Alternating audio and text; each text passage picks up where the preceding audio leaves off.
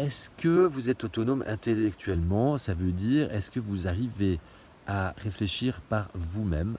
Alors la question peut être, un peu, simplette, mais en fait elle ne l'est pas. Parce que quand on décortique un petit peu, réfléchir par soi-même, en général, vous qui êtes derrière votre écran, je suis sûr que vous êtes en train de vous dire: «Bah, évidemment que j'arrive à réfléchir par moi-même». Mais quand il s'agit, par exemple, des médias qui nous racontent une histoire, qui nous, demandent de penser d'une certaine façon, c'est la pensée unique et si on s'en écarte, on est des complotistes, on est des, fous, et cetera et cetera.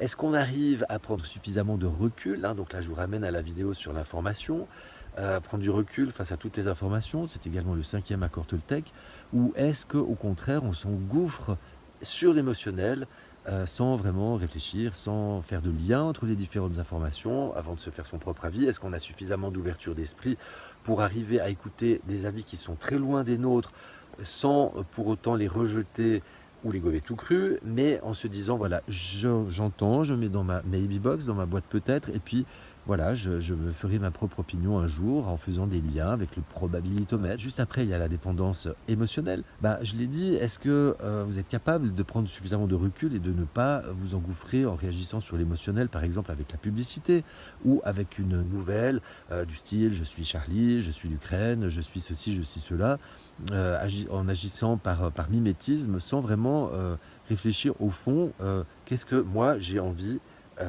d'être?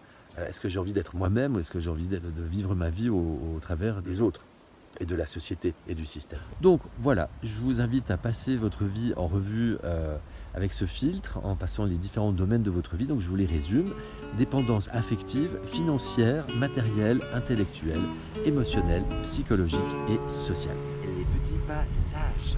Passages.